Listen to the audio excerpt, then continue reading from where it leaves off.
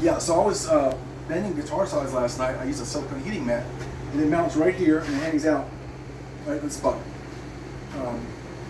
Quick thing is, it heats up to 315 degrees. I turn it, I unplug it, bend the sides. I was probably in here for another 20 minutes afterwards, turn everything off, left the shop.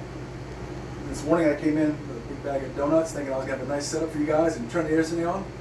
As soon as I opened that door, 140 plus degrees, smoke knocked me back, and So I was able to get the fan on, and then the exhaust fan in there, and once it cleared, it was just smoldering, but it started to flame up because the air was in here.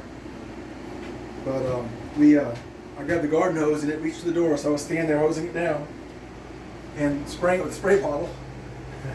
But it could have been a lot worse. It really could have been a lot worse. This is $100 in damage, and some cleanup on my part. Yeah. And I will,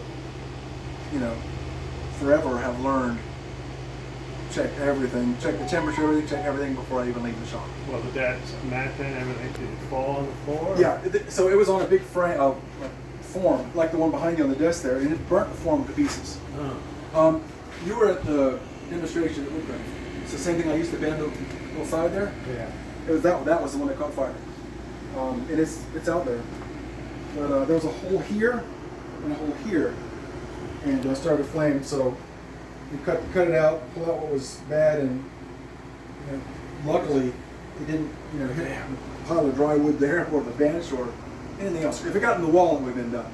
Yeah. Yeah. So Electrical panels on that side. There's nothing underneath the shop here, so very lucky. So I tried to call. There's no numbers on this side. I couldn't call anybody. Yeah. So, but I'm like, well, it's a good learning lesson.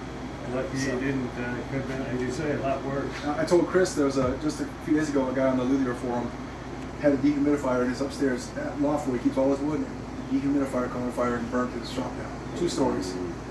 And then 5 or 6 different Luthiers used the exact same dehumidifier. They all took them out and took pictures of them on their sidewalks. They pulled them out. It just melted. It just destroyed. Caused the whole shop on fire.